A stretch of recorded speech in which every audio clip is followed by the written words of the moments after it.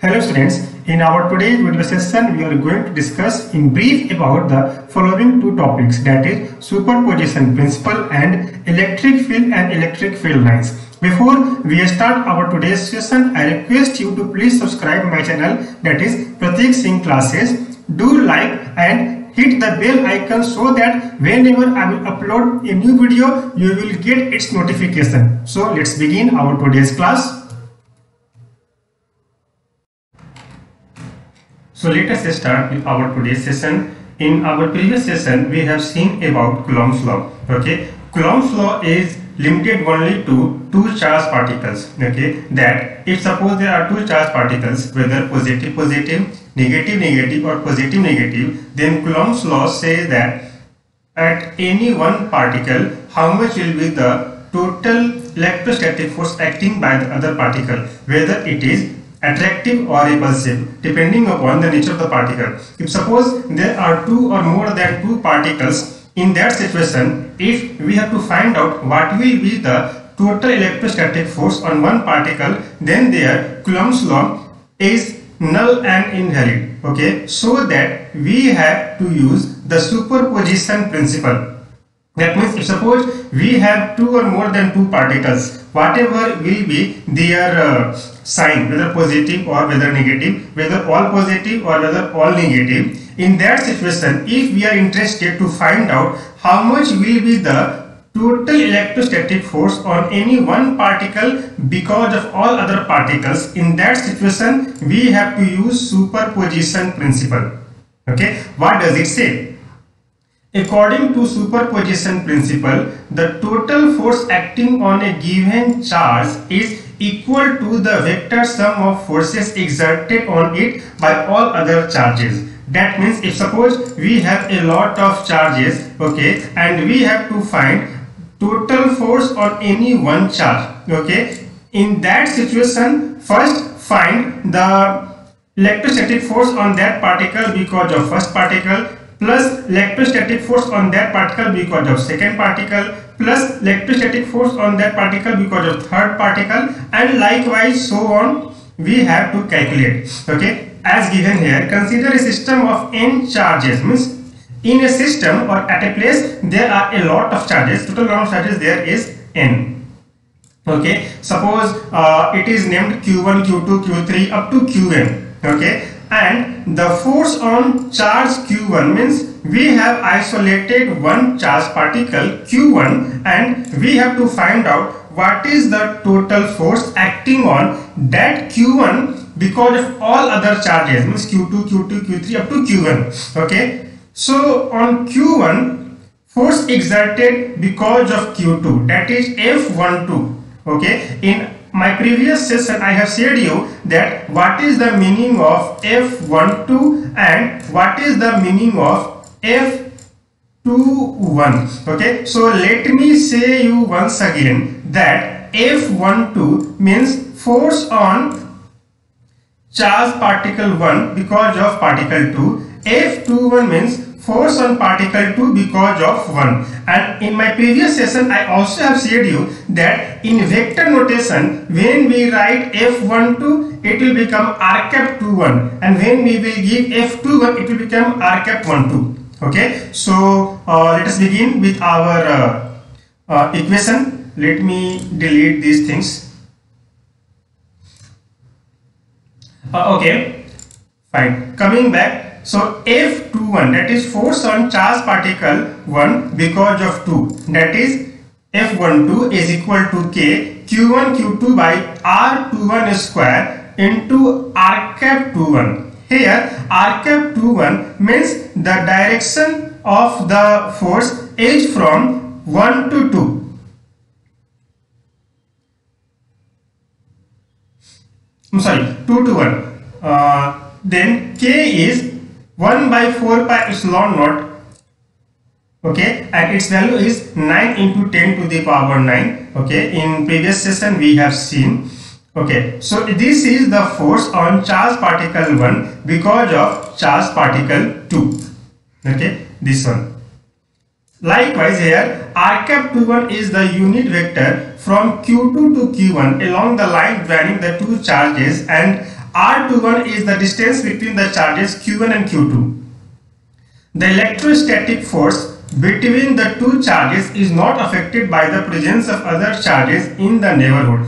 That means if suppose we have a lot of charged particles, okay, suppose Q1, Q2, Q3, Q4 up to Qn, okay, and all the charged particles will interact with every other charged particles, okay. So in that situation, electrostatic force on any one particle will not be affected by the presence of any other two particles, okay. Likewise, force exerted on charged particle Q1 because of charged particle Q3 is given by K Q1 Q3 by R square 31 into R cap 31. Okay, here Q1 means the amount of charge on Q1, Q3 is the amount of charge on third particle, okay, and R31 is the distance from first charge to third charge. Okay, so we have F12, we have seen F12, we have seen F13.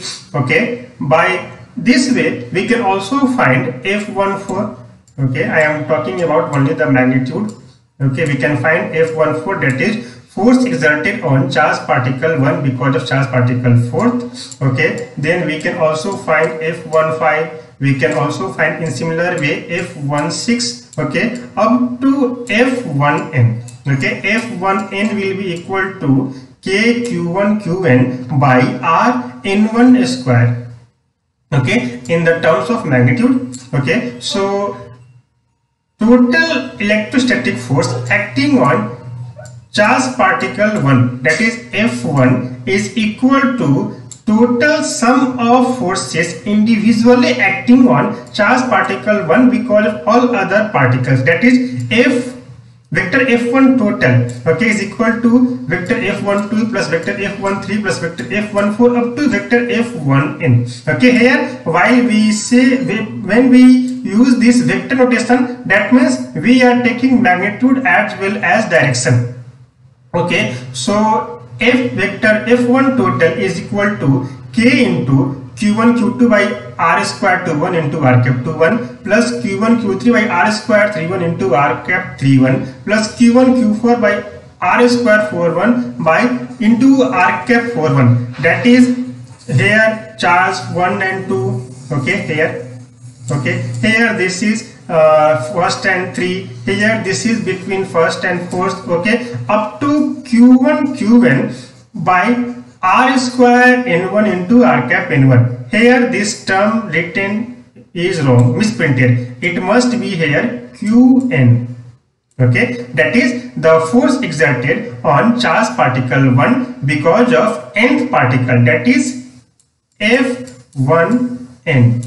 Okay, that is equal to K Q1 Qn by R square n1 into R cap n1. Okay, so this is the superposition principle. Okay, this is the elaboration of Coulomb's law. Coulomb's law has said about the force exerted by one particle because of other particle, and here by elaborating this into the form of superposition principle, this is the force exerted on one particle because of all other particles if there are n particles in the surrounding or in the system. Okay, so superposition principle depends on Coulomb's law, but Coulomb's law doesn't depend on superposition principle. Keep in mind this thing. Okay, so this is the conceptual verification of superposition principle. Now coming to our next topic, electric field and electric field lines. Okay, what is the meaning of electric field? Means when we have seen that two charges, whether positive or negative or of same charge, like positive or negative, they attract or repel each other. Okay, the question arises here is, why do they attract or why do they repel, and then up to what distance they may attract or repel each other. Okay, to understand that concept we have to study about electric field and electric field lines. Okay, coming to our topic, electric field. The interaction between two charges is determined by Coulomb's law, as we have seen in our previous topic, previous session. Okay, that Coulomb's law says that the force between two charged particles is given by, in magnitude, F is equal to K Q1 Q2 by R square. Then the question arises here is, how does the interaction itself occur? Means, how do the charged particles either repel each other or attract each other?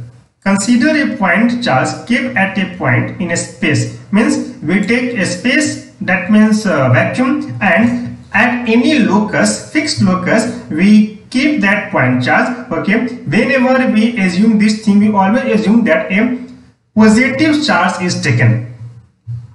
If another point charge is placed at some distance from the first point charge, it experiences either an attractive force or repulsive force. That means, if suppose we take another point charge from infinity towards that fixed charge, okay, depending upon its nature, it may attract or it may repel. This is called action at a distance. Action at a distance means the force of the force of attraction or the force of repulsion will happen only up to some certain distance, not from a charged particle to infinity. Okay, that is why the name has come at action at a distance. But how does the second charge know about existence of the first charge, which is located at some distance away from it? Means, how does it happen that second charge experiences a force? How does it know that there is a charge around it, or the second charge is going towards any other charge? To answer this question, Michael Faraday has given a complete review. Okay, so let us find out what Michael Faraday has given. Okay, Michael Faraday had introduced the concept of field, that is electric field. Okay, in 1 mark question it may be asked that who has introduced the concept of electric field, and the answer may be Michael Faraday. Okay, so note down this point. What does Michael Faraday has said? According to Faraday, every charge in the universe creates an electric field in the surrounding space, and if another charge is brought into its field, it will interact with the electric field at that point and will experience a force. Okay, so what does it mean? If suppose we have a point charge here, okay, and that is a test charge, and we are bringing a source charge towards it, okay, from infinity. This charge is fixed at its point, okay, in a space, and this charge is moving from infinity towards that fixed point. Okay, after some certain distance only, it will exert, this charge will exert a force of attraction or the force of repulsion. Okay, so from this charge to this point, this is the electric field of this charge. Means, when another charge will come in the electric field of first charge, only in that situation they will experience a force. Okay, this is given by Michael Faraday. This is the concept of electric field. Okay, this is a 3 dimension. That means the charge, either positive or negative, up to some certain distance around its vicinity will exert a force of attraction or repulsion based on its electric field. Okay, also this electric field will be only limited up to some certain distance. Okay, and as we go away from the charge, the magnitude of electric field will go on decreasing, and up to some certain place it will become 0. So starting from the charge to that point where it becomes 0, that region, 3-dimensional region, will be called as its electric field. Okay, coming to our book's concept. According to Faraday, every charge in the universe creates an electric field in the surrounding space. Okay, surrounding space means in 3 dimensions, all around it, and if another charge is brought into its field, it will interact with electric field at the point and will experience a force.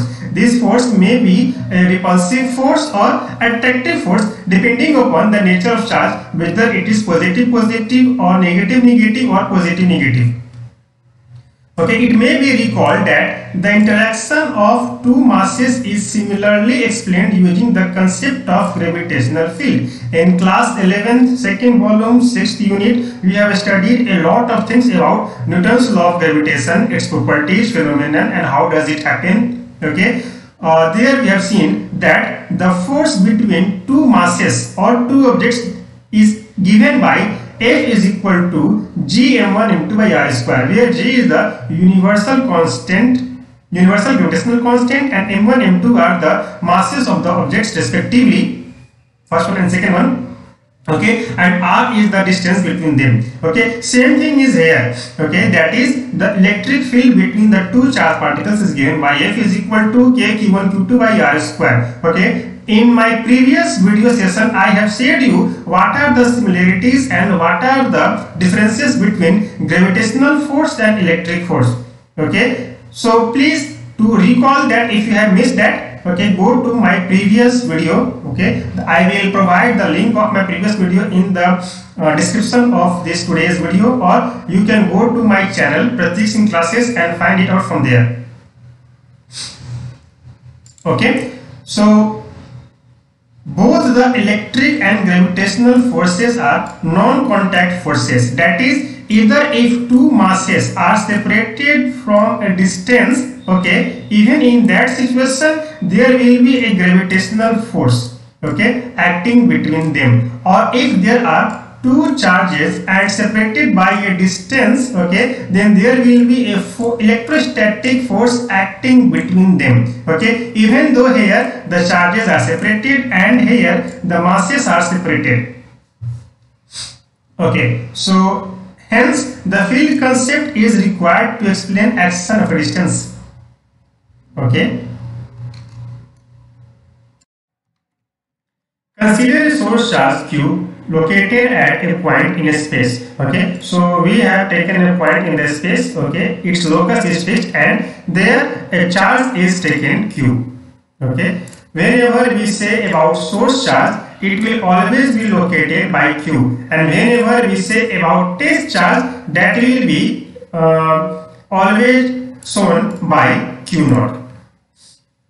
Okay, another point charge q naught, that is the test charge, is placed at some distance p, which is at a distance r from the charge q. Okay, the electrostatic force experienced by charge q naught, okay, that is on the test charge due to q is given by Coulomb's law, that is F is equal to k q q naught by r square into r cap is equal to 1 by 4 pi epsilon naught into q q naught by r square into r cap, where k is equal to 1 by 4 pi epsilon naught. This thing you know very well. Okay, so what does that mean? Okay, that means suppose we have a charge q, okay, fixed at a position in the space, and we have another charge q naught, okay, which can move from infinity towards that charge, towards this fixed charge. Okay, if suppose at a point p, when this test charge comes, okay, the distance from q to q naught is r. Okay, in that situation Coulomb's law say that electrostatic force acting on q naught because of q, or q because of q naught, is equal to F is equal to k into magnitude of source charge q into magnitude of test charge q naught divided by the distance, square of distance between them, into vector r cap. R cap means directed from q to q naught. Okay, so this is what the concept of point charge and test charge, or source charge or test charge, say us. Coming to the next topic, here the charge q creates an electric field in the surrounding space. That means if suppose we have a charge q, okay, that is the source charge, around its surrounding in three-dimensional space, it will create an electric field. The electric field at the point P at distance r from point charge q is force experienced by unit charge and given by E is equal to F in by q naught. That is electric field because of point q, or electric field of point q on test charge q naught is given by E is equal to F by q naught, means force experienced by Q naught divided by the magnitude of Q naught. That is the concept of electric field. Okay, elaborating it, it will give you K into Q by R square into R cap. Okay, is equal to 1 by 4 pi epsilon naught into Q by R square into R cap. Here R cap is the unit vector pointing from Q to point of interest P. That means if suppose this is point P where Q naught lies, then the direction of this electric field be from point Q to this point P. The electric field is a vector quantity and its SI unit is Newton per Coulomb. As you can see from equation 1.4 that E is equal to F by Q naught. Let me write once again. E is equal to F by Q naught. E is electric field, F is force and Q naught is charge. SI unit of force is Newton, SI unit of charge is Coulomb. So SI unit of electric field is Newton by Coulomb or Newton per Coulomb, NC minus 1. Okay, in physics, capital C and small c are related differently and they represent different topics, different terms. Capital C means a unit of charge, that is Coulomb. Small c means a speed of light. Okay, so keep in mind, or velocity of light. So this is charge, this is velocity. Okay, so in our next session we will see about some important aspects of electric field. Okay, till then take care, bye bye.